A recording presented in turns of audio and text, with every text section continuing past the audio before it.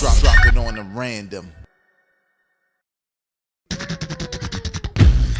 What up, y'all? Welcome to another episode of That Time in Hip Hop, a podcast, video podcast, audio podcast about the history and nostalgia, but more importantly, all things hip hop music and culture that's happened throughout time. You know what I'm saying? Dating way back to the 70s, the 80s, the 90s, the early 2000s, whatever it may be, man, whether it's an album, artist, event, occurrence, whatever it may be, man. We're going to talk about it here. We got 20 episodes that you can go back and binge watch right here on the B-Roll Network, and make sure you subscribe for more. I am your host, Vegas of Hip Hop Now Podcast. With me, my partner in crime, Tony of IntoTheDome.com. What's good, bro? Did you win that $1 billion? Man, unfortunately, I did, but I'm drinking some cold water right now. That's going to have to do. Yeah, man. Yo, and if you're tuning in for the first time, obviously, we appreciate you tuning in and checking out the program. If you like what you see, obviously, leave your comments in the comment section. We love to know what you think. And also, more importantly than anything, share it with people you know enjoy hip-hop music and culture, because that's what we do here. But right now, we're going to get into what we like to do, what's happening or what's happened this week in hip-hop. And in this week in hip-hop, the year was 1996, October 22nd, 1996. West Side Connection dropped their debut album, Bow Down. West Side Connection, Ice Cube, Dub C, and Mac 10. Tone, when this album dropped, when the single dropped, what did you think about this West Side Connection? You know, it was kind of a resurgence for Ice Cube. You know, of course, leaving NWA, he had this amazing solo career. Then at some point, it kind of fizzled out. Some of his fire started fizzling out, man. And he kind of grabbed up Dub C and Mac 10, kind of underground West Coast cats at the time who was getting some love in the streets. You know what I'm saying? It kind of reinvigorated Ice Cube's career. You know what I'm saying? So it was a beautiful thing, man. They had an awesome album, man. You know what I'm saying? I think they got like 4.5 mics in the source, but they did have a little beef with the East Coast because they felt like Bow Down and some of the other tracks weren't getting played on New York radio and East Coast radio. So they definitely didn't like that. And during the same time, you know, they had already had that feud with Common and, you know, a couple of the East Coast tracks they played a couple of slick bars with. But as a collective, man, the dope album, dope time for Ice Cube, like I said, being putting kind of back in the mainstream again, man. So yeah, I thought it was dope. Yeah, man, I was conflicted when it came out because Ice Cube, if you watch this show, if you listen to my podcast, you know Death Certificate is like my Bible, basically, as a MC, as a fan, in some cases as a man. You know, Ice Cube, I was a huge Ice Cube fan, more than any other East Coast cat, probably before Biggie. But Ice Cube was that dude for me. So to hear him kind of going at my city and my borough in particular, yep, I got to stick with the borough. You know what I'm saying? Because it kind of made me, you know, it made me feel some kind of way about it. Now, you know, especially when you go back and listen to it now, because obviously this was 1996. Tensions was hot. People were picking sides.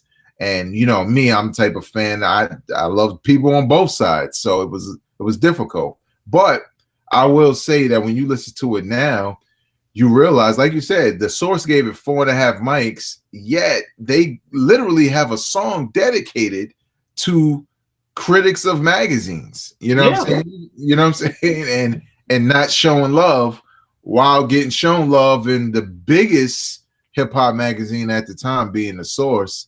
And also, this was the time where Ice Cube was beefing with Cypress Hill. They got a whole diss record about Cypress Hill. You know what I'm saying?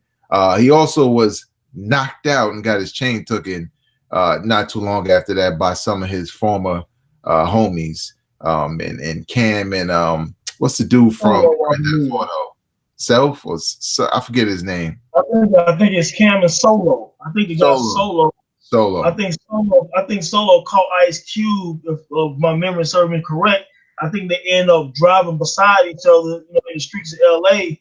And I want to say that they got in the car and had a confrontation, and Solo kind of laid Ice Cube out and took his chain. That's what the legend says, and Solo has talked about this on several interviews. Yeah, and he brought the chain to Cypress Hill. He did. He brought the chain to Cypress Hill, and Cypress Hill also came back. You know what I'm saying? And this Cube on the track as well. I think it's on that Beef DVD. I don't remember which volume, but they actually talked about that battle in detail. Yeah, and that's the thing too. And when you watch it, if you play video games, if you play Grand Theft Auto 5, the character Franklin is portrayed by Solo. So there you go. 6 degrees of separation. Wow. Okay. I love that game, by the way. But yeah, man, Bow Down, like taking all of that, pick your sides out of it. I'm a West Coast gangster rap fan, big time. And them beats, the rhymes, the aggression. I'm not a fan of the Cube after that whole Don Mega stuff, because he kind of would raise his voice to levels that I didn't think he had to. So sometimes that kind of irritates me a little bit. But Dub C and Mac 10, like they did what they did. And Cube, for the most part, was dope on it. Obviously, he's Ice Cube. But again, definitely a dope album, a relic of a time. Like, you young cats who always hear about the Source Awards, Tupac, Biggie, Bad Boy, Death Row, Common. This is another piece, a snapshot of that time and how tensions were. And like we said, man, people were getting knocked out, and chains were getting taken to other cats way before they were doing it in the social media. So the old heads was kind of doing that first, unfortunately. Even I digress. And I also think those Ice Cube's last hurrah in terms of his status as maybe the Don of the West Coast. I mean, he'll always be considered, as far as MCing, maybe the face of the West Coast, like Dr. Dre is the producer of the West Coast. But outside of that, I didn't really rock with too many of his projects. He had a joint, Wrong Footage, that album that came out years later. That came after them War and Peace disc and all that stuff that I thought was dope. And he had a song on there called Why We Thugs. I mean, anybody listening, go back and YouTube Ice Cube, Why We Thugs, and really listen to the lyrics in that, man. It kind of reminded me of the America's Most Wanted type of Cube and Death Certificate, even Lethal Injection. Cube, when it was more gangster / political. You know what I'm saying? No, go ahead. What you were gonna say? Yeah. I'm just saying, like, that was that time when he kind of revisited his early style of rhyming with the, kind of NWA / Public Enemy, vibe, because that's kind of how Cube is. He's a nut, and he's a little bit of both, man. So yeah, shout out to Ice Cube, Dub C, Mac 10, man. Westside Connection was definitely a dope group. They put their mark in West Coast hip hop. They came into the East Coast, and you know what I'm saying. So yeah, definitely game, man. Yeah, so leave your comments in the comments section below. You know what I'm saying? Do you like the Westside Connection Bow Down album? How'd you feel? You from the West Coast? Was you riding with them? Are you from the East Coast? Was you riding with the East Coast? Or did you just not care and you was here for all the drama as a rap fan? Leave your comments in the comment section. Now we're going to get into the part of the show, which is the main topic of the show. And if you glance over my shoulder there, you can see it coming on. Tone, we ain't just talking about our albums. We say it all the time. We talking about events, everything in hip hop. And today we got a classic one to talk about. Tell the people about this one, man. All right, man. I'm glad we are talking today about that time in hip hop when the movie Krush Groove was released on October 25th, 1985. Now, let me tell you what the significance of that is. See, some people think that Krush Groove was like the first hip hop movie, but in essence, it was like the sixth one because it came in 85. Before Wild Style was released in 83. 1984, you had Breaking 1 earlier that year and Breaking 2 at the end of the year, and you had Beat Street that summer, right? Mhm. It predates, already. Then you have this movie called Rapping.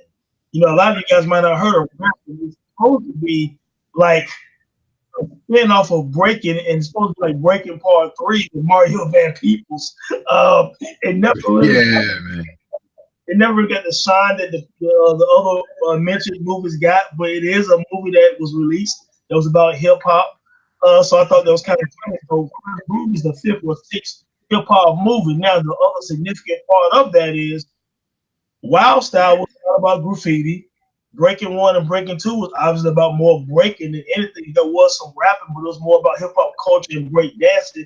Beach Street was a little more street and edge, but it was still about dancing as well. Now, Krush Groove was really about a record that started. Krush Groove record is the depiction of Def Jam Records and Rush Management, but it also showed artist development. You know what I mean? Artists doing videos and songs within the movie and things of that nature. So it kind of shows you that other side of trying to create a record label. So I think for fans at that time, that was the first time that we got the chance to see the business side of it. When Russell on the movie so-called made a deal with a street guy to get some money to help fund, his management group and getting groups signed and getting showcased in clubs and et cetera, et cetera. All this is, like I said, is the movie version of Def Jam. Some of it's fiction. You know what I mean? We'll get into some of that later in the show. But I just thought it was interesting to see that business side because, again, a lot of people thought hip hop was just a fad at that time. So when you see breaking and beat street, all these kids used to be in troubled youth and they're dancing and it's not really going anywhere. And then you see Krush Groove and you say, okay, they're running record labels. They have singles on the radio. They have videos. So that's the significance of Krush Groove in that regard because it's the blueprint, just like Russell Simmons ended up being one of the blueprints for the business side that's carried us all the way 45 years later, in hip hop. You know what I'm saying? Where people have labels on their own now. Russell was one of the first ones. But real quick, Rick Rubin is also on Krush Groove, and just for some fact checking right here is on Krush Groove it shows Rick Rubin and Russell together starting Def Jam, but in real life, Rick Rubin started Def Jam at New York University in his dorm room by himself first. So a lot of people don't know that. Russell came on as one of those guys. He's kind of hip in the streets. He knew how to promote parties and stuff like that. So him and Rick started working together, and then he came along with Def Jam, and he ended up taking over Def Jam when Rick ended up when they parted ways with the business. But Rick Rubin started Def Jam. But that's where you'll know that. Yeah, man, Vega. I mean, I went back and checked it out. I checked some of the videos from the Fat Boys, and we'll get into some of that too. It's a dope time, man, seeing the business side. It kind of shows you that the dream was coming true for a lot of artists, just looking at how the movie was, and we'll talk about how the reception and everything, but the perception of it is fine because it was necessary. Yeah, and it's a movie starring Blair Underwood, who was, hot young talent at the time. Looks exactly the same as he does today. Black don't cry. But it was I remember when this joint came out, man, and it's like all these rappers' records that I listened to in NY at night on Mr. Magic and all of that. Now they went in a movie, they were acting, the songs on the screen. You in the theater and, you just assume everybody's a hip hop fan because everybody's here to see this joint. You know what I'm saying? And it was just like a really dope experience compared to, like you said, Beat Street and what you said, Beat Street. What's the other joint I always forget? Breaking and Wild Style. Yeah, Breaking. Like Beat Street and Breaking kind of had a little bit more mainstream appeal to it rather than Wild Style, which was really hardcore. You know what I'm saying? Right. But it just still wasn't the same because, not everybody could really break dance well. Not everybody could do graffiti well, but everybody knew and loved rappers because you always heard it. Like my experience in early New York around this time, graffiti was all over the train. Like when you see them go back and you see graffiti all inside the train, like you watch a movie like The Warriors, and that's older than that.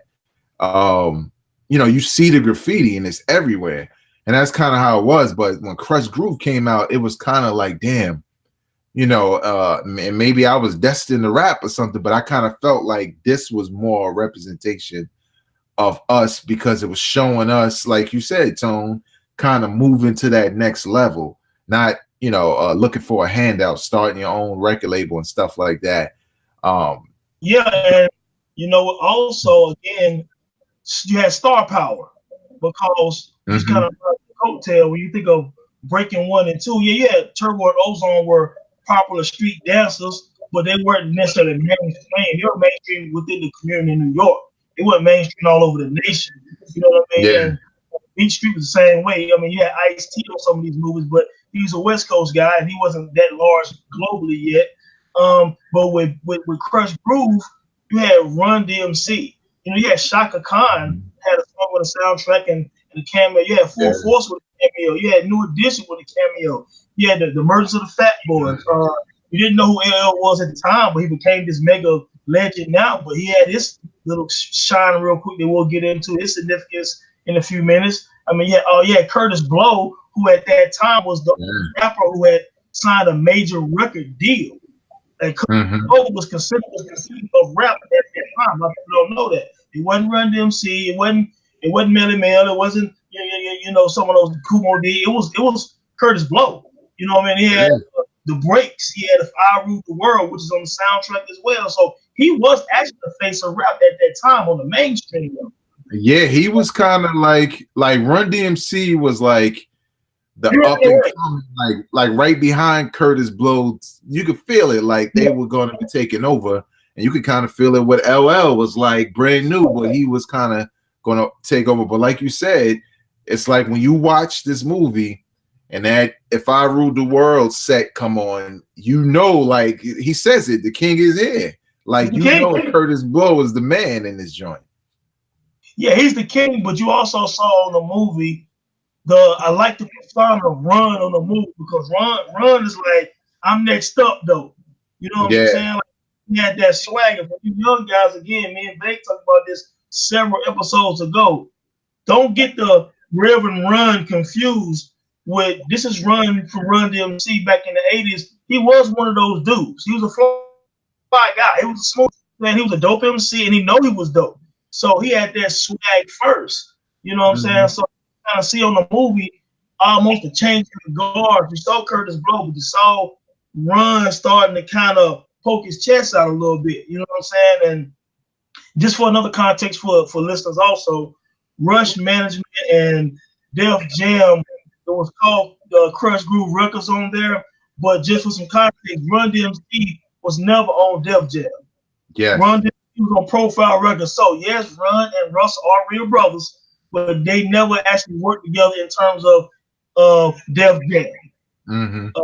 So just for the context, they were cool, and it was a depiction of the movie, but that was just for the movie. They were on Profile Records. Look, and it's the other thing. Like when I was a kid, I didn't realize it, but you know, obviously when I got older, I did. Russell Simmons is in the movie. He's in the movie. You probably won't recognize him though, because you're not used to seeing him without a hat. You're not used to seeing him with a mustache.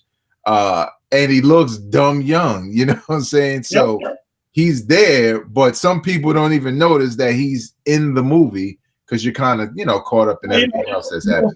You know what's funny about that, Vegas? For you gave me a thought. Like, so the movie's about Russell Simmons, but he doesn't star in it because obviously young Blair Underwood starred in it. But he does a little cameo the same way Stephen King does in his movies. Like Stephen King does the movie, right? And then he's in the movie as like the mailman, or he's driving the bus. And then the guy that does Marvel, Stan does that with Marvel, Iron Man, and he's driving the bus. You know what I mean? So I thought, you know, it just made me think about that because Russell is in a few quick little times, like at a club or a little cameo like that. But you know, I just thought that was kind of interesting. But yeah, man.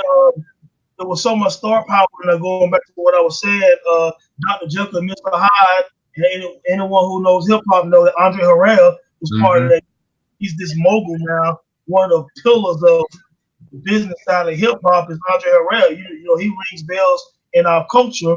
But, you know, Dr. Jekyll and Mr. Hyde was a small little rap duo in the early 80s who actually were active from like 81 to 86, but they didn't never stick off on the rap side. They were known in the culture as rappers at the time. Yeah. And and I think their gimmick, as far as their look, was they wore suits, right? Yeah. Yeah, they wore suits and they was like unassuming as hip hop acts. But speaking of act, now there may be some people who like, yo, man, maybe you're young and like, yo, I gotta watch this, you know what I'm saying, and see this bit of history. If you've seen Belly, if you've seen any movie that contains a ton of rappers, not everybody is a good actor. Let's just say that, you know what I'm saying? To be expected, given the fact that the majority of these guys are really young. They just getting into, you know, being rap stars, you know, and now they're in a movie where they have to act. So it's not a case where it's like it's a classic because it's like The Godfather, you know what I'm saying, or a movie like that. It's a classic because it's a pivotal point in hip hop history. Like, look how young these cats look. Like, you know what I'm saying? Rev Run with the same outfit on he be wearing now, just without the stomach. But you know what I'm saying? It's a classic because this was a point in hip hop where hip hop was becoming popular enough for them to finance a movie in 1985, let alone about the start of a hip hop label and take a chance that, you know, a lot of us hip hop fans would be interested. Now, Tone, you know what I'm saying? You from down there in South Carolina, Krush Groove comes out, man. What is the buzz in your family, on your block, streets, in the movie theater? What's the buzz on this movie in your neighborhood? Well, for us, it was a big deal. You know, like you said, I'm from the Carolinas. So here, you know, you guys in New York and upstate, you guys saw some personal with some of you guys might have saw, you know, if you was from Queens, you might have saw them run to see walk down the street. You know, I don't know. But for us, everyone's so distant from us. It was a big deal to see anyone on the big screen. You know, the year before that, we enjoyed Breaking 1 and 2. Yeah, some of the stuff is a little cheesy in retrospect, but at the time, it was a big deal seeing Turbo and Ozone dancing and doing all that. So when we saw Krush Groove and we saw, oh, that's Run DMC, oh, them the Fat Boys, you know what I'm saying? Those, you know, that's Curtis Blow. We had heard some of their songs, but and saw some maybe a video or two. But to see them on an actual movie, man, it was a big deal. And then, you know, at the time, Prince was large. And then you had Sheila E., who was one of the branches from Prince Tree. You know what I'm saying? I thought it was a big deal. And, you know, we loved her. And, you know, Purple Rain had already been out, if I'm not mistaken. So she was known because of her affiliation with Prince. You know what I'm saying? And that was a big deal. You could hear Prince on that Love Bazaar song when she performed Love Bazaar on Krush Groove. Prince wrote and produced the song. You know what I'm saying? So, you know, I'm like, damn, that sounds like Prince. You know what I'm saying? I didn't know that was the time when I was younger, but I like, that's a Prince song. Yeah, you know what? You bring up a great point because if I'm correct, Purple Rain came out in 1984, I believe, which is a year before this. And that's right. The success of that movie said, yo, we want concert movies from Black people, basically. Yeah. And this movie is essentially like watching hip hop Glee, not Empire, real hip hop Glee. So there's a lot of performances here. You know what I'm saying? It's a story. There's Dr. Jekyll and Mr. Hyde right there. Yep. Absolutely. And somebody pops there in a red shirt. Look at him back there getting the clap on. Yeah. Great. Oh, and the Jerry curl with Curtis Blow. But nevertheless, you know what I'm saying?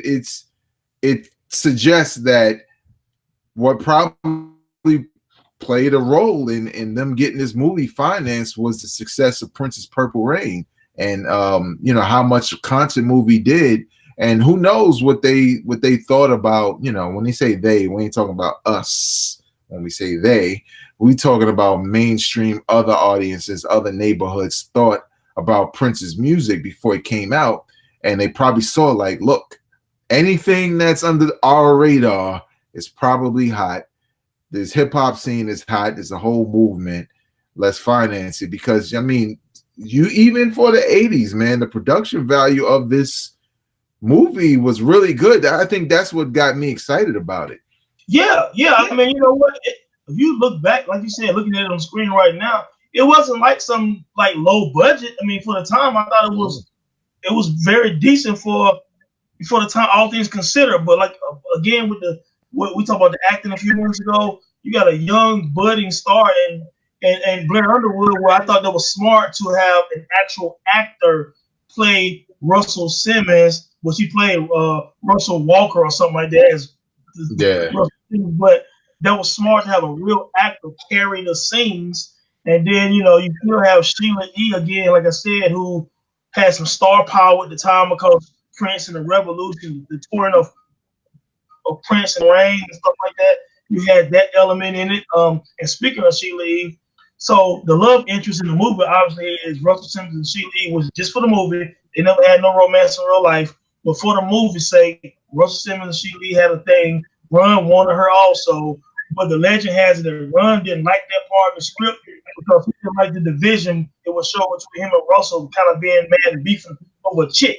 You know what I mean? So he didn't really want that to be part of the movie. But, it was part of it. He went along with it. He ended up being all right with it. But essentially, he didn't really want to do that. You know what I'm saying? So that's just one thing about the movie that he passed. He wanted to pass on. Now, some of the artists in the movie didn't want the movie to kind of be the way it was. They want to be depicted a little bit different. But Russell Simmons' vision was more or less like, look, we want to showcase you guys. That's why, he let them guys perform on the movie. You know what I'm saying? And things of that nature. Because he wanted to showcase his artists and just artists in hip hop at the time because it hadn't really been done before. Because again, like we said, for the third time, the movies prior were more about dancing. You know what I'm saying? He was artists performing, rhyming, singing, whatever the case may be, which leads up in us to the part about LL Cool J. You know what I'm saying? A lot of people ask me, what's my memory of LL Cool J just in life? What memory of LL Cool J has been a young dude watching Krush Groove, and they're doing little auditions in the dorm room with Jam Master Jay and Run DMC, Curtis Blow, and all of them. And you got different people coming in doing a little action. They leave out, and they're like, "Okay, man, audition's done for the day." And this man's gonna push the door open, and they're like, "Man, that's good for the day." He like, "Yeah, box, man." You know what I'm saying? And he like, "Yo, my radio." And he kicked his rhyme, and then they like, "All right, man, we call back at you." You know what I'm saying? Like, and he walked out, whatever. But the history on that is that part is for the because what happened was one of the guys from the Beastie Boys actually found LL's demo and gave it to Rick Rubin. You know what I'm saying? And Rick Rubin actually made that contact and they helped him with the track "I Need a Beat." And then they recorded radio for the Krush Groove soundtrack, but it ended up being like the single on his debut radio that Rick Rubin did anyway. So that's just a little context for anyone who might not know that. But for the movie purpose, that is more the introduction of the mainstream of LL Cool J, who was 17 years old. I think that's what people forget, man. LL Cool J was 17 at this scene in this movie, man. And another thing for those who like black movies, you know what I'm saying, and and not necessarily people our age who kind of lived through all these movies, but if you're the type, maybe you're a little bit younger, you like to go back and watch some of these movies from the 80s and 90s. First movie to have Full Force as the Goons before House Party. Yes. You know what I'm saying? Because there's a scene in there where Run is going to get a little roughed up by some goons. And you like, damn, I've seen them dudes before with the same hairstyle and everything. Like, what the fuck? Oh, it's Full Force. You know what I'm saying? Why? Because they was an R&B group, but they was big as shit. And, you know what I'm saying? They work out. And usually they play the goons and in the movies, especially House Party. But go ahead. Oh, yeah. Also, one more thing real quick about LL, just for some more context and history. So during that time, I think that Krush Groove and Rick Rubin, they kind of saved LL Cool J life also, because what a lot of people don't understand is LL Cool J, he not necessarily a street dude, but hung with street dudes during this time. So go back in YouTube, LL Cool J song called New York Gangster. He'll tell you about him being 17, 18, riding with all of the biggest gangsters in Queens. So a lot of these guys you've heard about from, hearing lyrics from Nas and Cormega and all these Queens guys talking about these Queens legends, Black Just and all these guys, whatever. Well, L Cool J ran with AZ and all of them.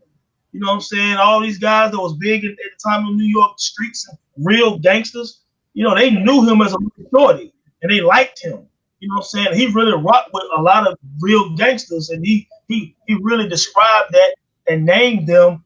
You know what I'm saying? He named them in a different way to how 50 Cent named people on the Ghetto Quran. You know what I'm saying? As I'm a young shorty, and they showed me love. They laughed at me when I miscounted the money. You know what I mean? He made a joke out of himself because he was really around that, but he wasn't in it. But they had love for him. So Krush Groove and hip hop and all that possibly saved their life. And you look at the lineage of his life of what Krush Groove did. You got one of the best MCs of all time. You have a movie star, rock and roll fame.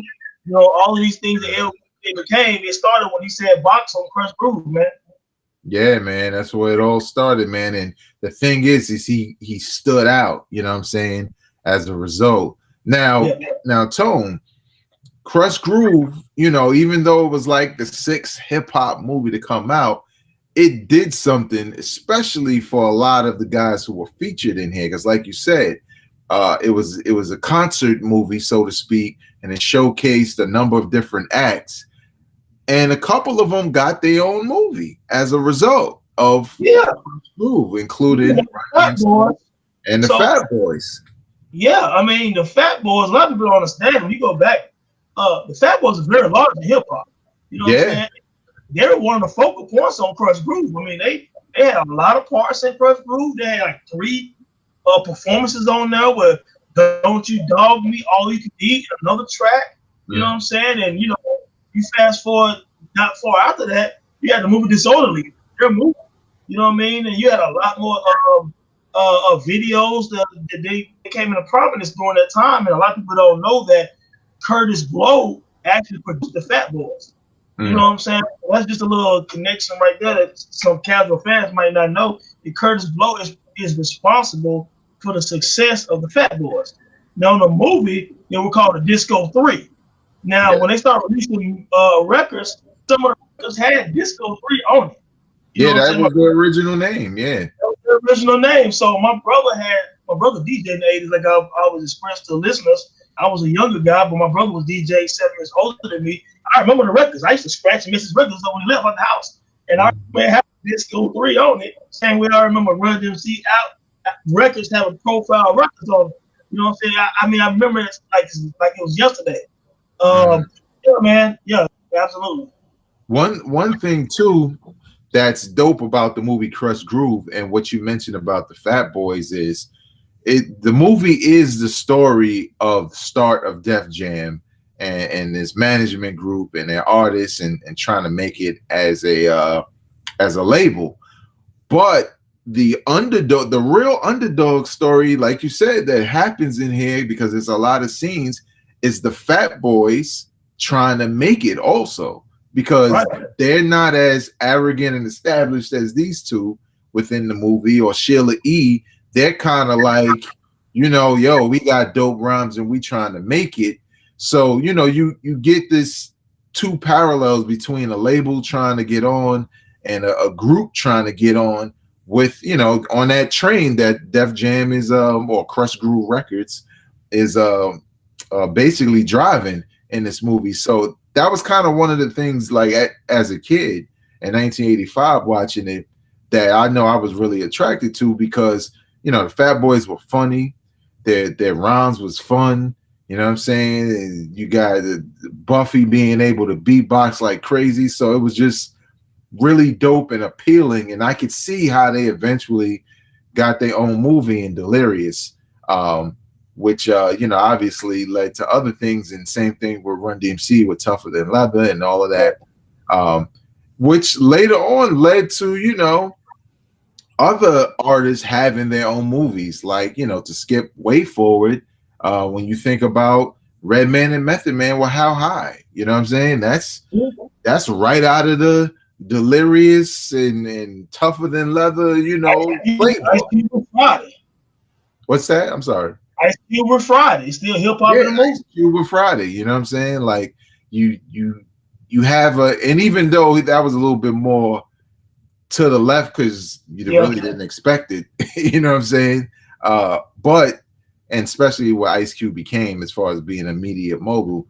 But again, like you said, it kind of opened the door for rappers to be looked at in different lights. You know, there were other movies in the early 90s, like A Boys in the Hood and a performance from Ice Cube, looking at rappers in a more serious light where they could actually play a character and not play a rapper. But a lot of this opened the door for everything that came afterwards. And that's why it's such a dope movie, man, because it was captivating at the time for hip hop fans and for many people. Now, Tone, what is your favorite scene in this movie? Like, if you had to pick one, man, that's the one that sticks in your mind. What's your favorite scene? Well, it might be two, man. I believe it was a part. Two. It might be a part. It might, if I'm not mistaken, I think Run DMC did King of Rock on here. And I think that's opening up. I think that's close to the beginning of the movie. And it was kind of interesting because it's showing that I think Rick Rubin produced it, but in real life, Larry Smith, rest in peace to Larry Smith, the great Larry Smith, he actually produced the song. And I think they had to get his approval about it back and forth about that scene, about that song being removed. If I'm not mistaken, you got some fact check down there correct, bro. So I think it was running to King of Rock. I ended up loving the album King of Rock a whole lot. So that's one part, really like a whole lot, man. It's the whole vibe of Run DMC performing. And then also, obviously, like I said a few minutes ago, that Love was starred by Sheila E. Because I was a big Purple Rain fan, and the whole performance was a Purple Rain performance. Yeah. You know, I thought she was fine at the time. I'm young. I think she's hot, sexy, and all this stuff like that. You got the crush on her. So it's probably those two parts right there, man. And then at the end, of course, the Krush Groove All Stars. You know what I'm saying? I like the way they all perform together at the end. You know what I'm saying? So I know you asked for one, but those are probably my three favorite scenes, man. Yeah, I was trying not to cheat myself. Obviously, I got more than one. Look like one is happening right now. Okay. It might be that one. I don't think that's it though. Matter of fact, it might be it. It's the If I Ruled the World when Curtis Blow came out there, man. Curtis Blow was the man, y'all. And when he came out there with that song and more than that, the stage presence. You know what I'm saying? He just had that is If I Rule the World. That's it. Top hat and the coat and all that. Like, look at that, man. Like he was a real showman, you know what I'm saying, in hip hop. Unfortunately, you know, that was probably the last time he was popping because Run DMC was a monster and they were just different. You know what I'm saying? They were just different and they were just more hip. But this is when he was the man. And my other favorite scene is LL Cool J, man, because you know, when you're young, like we were young around that time, and here's a cat who's not our age, but he's younger than them, and he comes on there and he's even more aggressive than Run with the rhymes. You're just like, yo, I like him.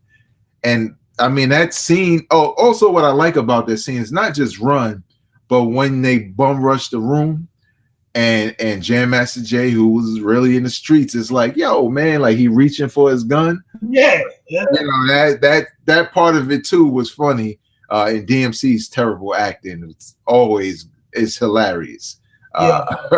You know what I'm saying? Like, we mentioned bad acting, but damn, DMC was on that. Here's an Easter egg for y'all. Look for the episode with Kareem Abdul-Jabbar on Different Strokes. Probably the worst acting from anyone ever in life. Just based off of some of the stuff he was saying, DMC might be worse. I'm just saying. He might be worse, but nevertheless, legends in hip hop, some dope scenes, a dope movie. Now, Tone, where does Krush Groove rank in all-time hip hop movies? Now, when we say all-time hip hop movies, we're really talking about the movies that set the culture off in the 80s, and we're discarding like 90s and 2000s movies. When you say hip hop more, we're talking about Breaking, 1 and 2, Beat Street, Wild Style. You know what I'm saying? I think we're leaving out movies that feature hip rap artists as actors. So like not Boys in the Hood and stuff like that, but more so movies that are centered around music in some way that star rappers. So that can include biopics like Straight Outta Compton, the Tour, stuff like that. You know what I'm saying? Because you're still getting all the performances. So more like concert movies that have performances in it, like Breaking and Beat Street and stuff like that. Well, I mean, it's definitely top 5, but it could be number 1 in terms of significance for all the reasons we've talked about today. You know, you have these artists on here. If this movie flops, and what I mean flops, the budget for this movie was $3 million and it made $11 million. You might be like, $11 million, that ain't nothing. Well, yeah, for the time, that's more than 3 times the budget. Yeah. You know what I mean? So you gotta look at that context in terms of Hollywood. If a movie break even, it really took a loss. If it tripled, you know, the studio is like, well, you know what, we did all right. You know what I'm saying? Yeah. So it almost quadrupled. So it was a success given the budget, and it's still all the movies that we have after that. So I would say it's top 5, but number 1 in significance. I still have Straight Outta Compton as the number 1 movie because I feel like, you know what I'm saying, outside of them short and there's nothing else you could ask for in a movie. I thought it was pretty much a big budget. It looked like a big budget. You know what I mean? But for the 80s, I would say Krush Groove was on par with maybe Breaking 1. You know what I'm saying? To a degree. Some of the acting in 1 and 2 cheesy, but I enjoyed the dancing and stuff like that. So I might put Krush Groove number 2 behind Compton, man. It's up there, man. I totally agree, man, because you know, obviously one movie is more of a drama than it is a concert movie. But I think Krush Groove tried to be both in the same way that Straight Outta Compton is. It's just that Straight Outta Compton has better actors, obviously, because they're actors. And you know, not necessarily the music, but it's just a better production, period. You know what I'm saying? On a bigger budget. You know what I'm saying? So it has a lot more going for it. But at the same time, I agree, just as far as a hip hop movie, you know, like Krush Groove is like a fun movie to go back to get some nostalgia on a time or learn some history about a specific time. NWA Straight Outta Compton, it feels like it steps outside of that a little bit. You know what I'm saying? It does. You really get attached to the lives of the artists, and Krush Groove is more so about the music more than anything. And that's true.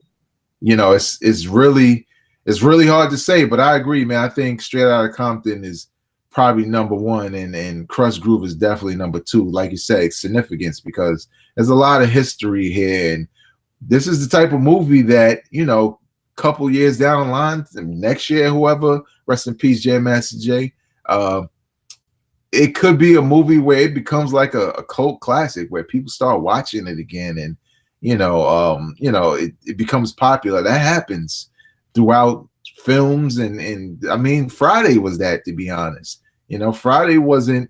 I remember going to see Friday with my brother because we were the only 2 who thought the trailer was funny as hell. We went in the theater. It was literally 5 people there. But once word of mouth happened, you know, it blew up. So a lot of movies become cult followings for one reason or another.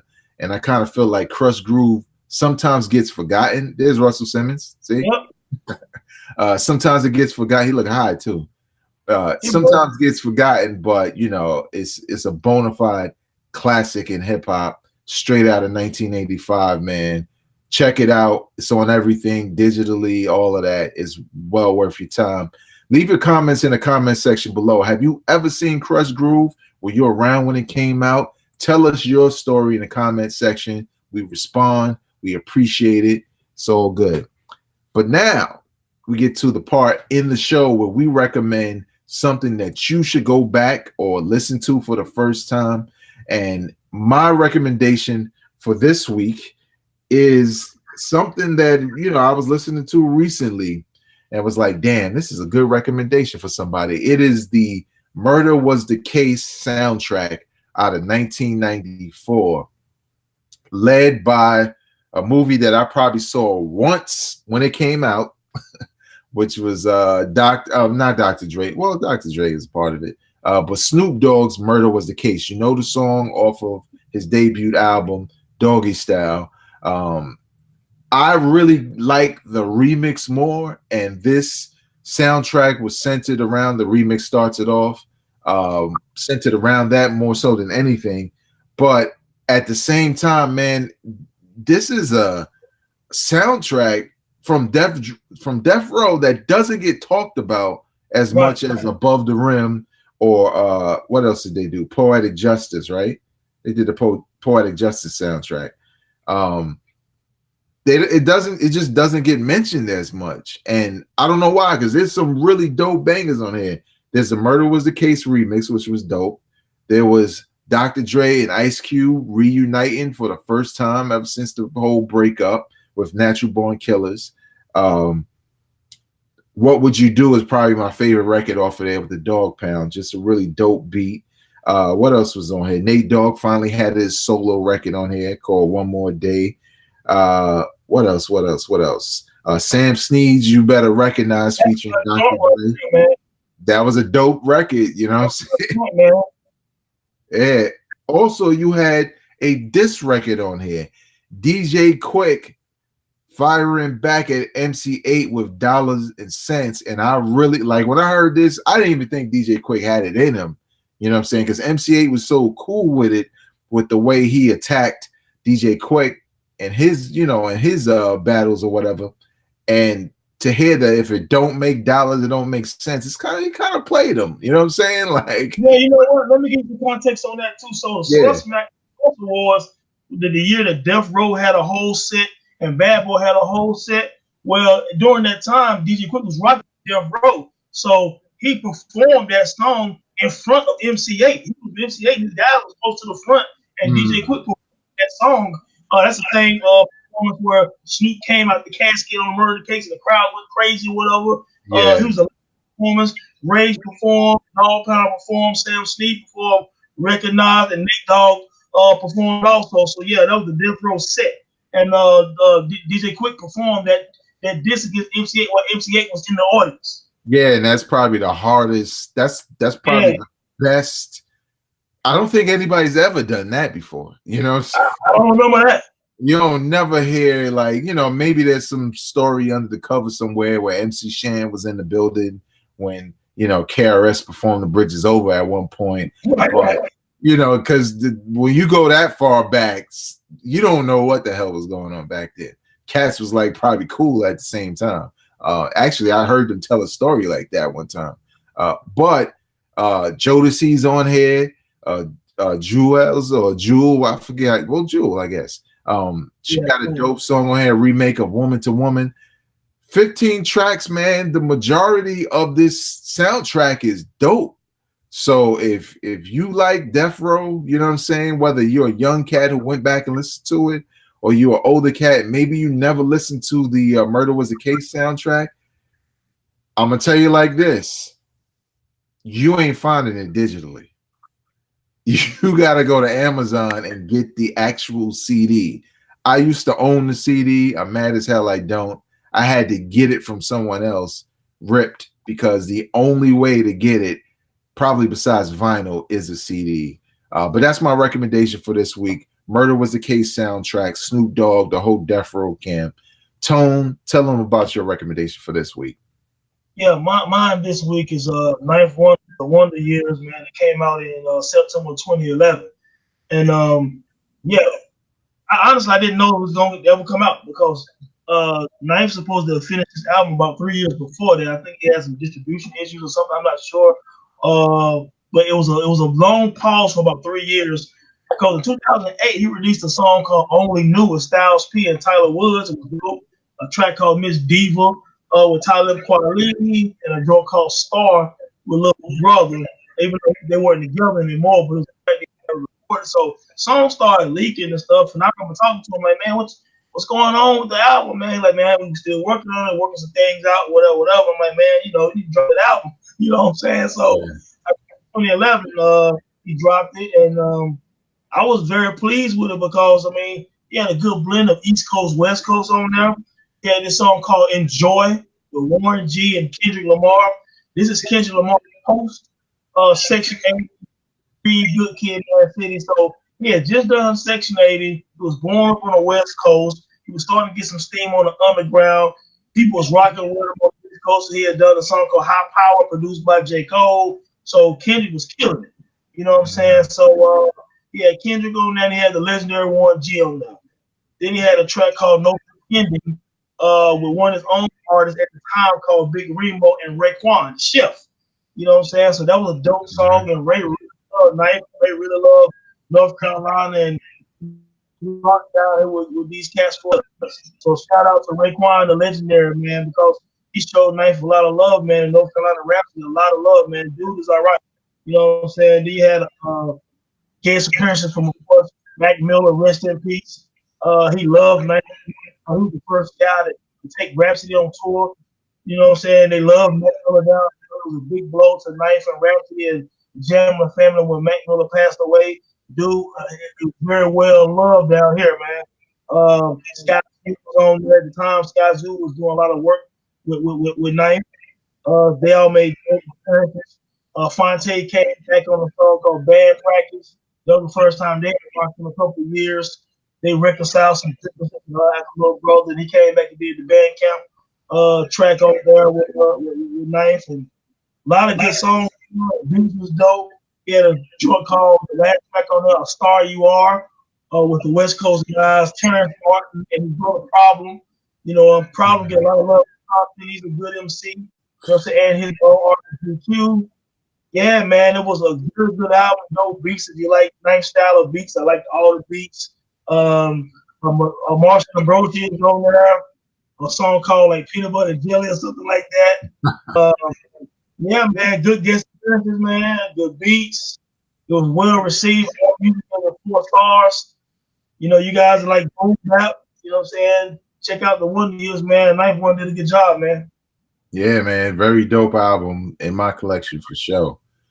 So those are two that y'all can go this week and just check them out, vibe with them. Two very different albums from two very different times in hip hop, but equally as dope. Hope you enjoyed this podcast, you know what I'm saying, about Krush Groove, about, everything that movie did, everything it was, you know what I'm saying. Hopefully you go out, rent that movie, watch it, you know what I'm saying, check it out, absorb the nostalgia, man. Don't just look at the rap acts, like look at the cars, look at the glasses, look at the clothes, the hair, the makeup, you know what I'm saying. Some styles came back, some disappeared, but this was like the genesis of rappers becoming, icons, you know what I'm saying, in pop culture and in mainstream, man. These dudes had their own movies, from Tougher Than Leather to Delirious and all of that, man. So definitely pay homage. Leave your comments in the comment section below. You know what I'm saying? If you want to get some more hip hop in your life, please go and listen to Hip Hop Now Podcast on SoundCloud.com/Hip Hop Now Podcast. If you want to take some time out and read, because you need to read sometimes, you know what I'm saying? The homie Tone has enterthedome.com, where you can read about a number of things, including the episode we had last time about Jay Electronica. He wrote a dope article about him being the Lynn Bias of hip hop. You want to check that out. But more importantly, all of that stuff is here for you anytime you hit that subscribe button right here on the B-Roll Network. It is the connective tissue to everything we just mentioned, man. On behalf of myself, Vegas of Hip Hop Now Podcast, and Tone of IntoTheDome.com. Until next time, y'all, go out and support real hip-hop. Word. Peace. Peace. Drop it on the random.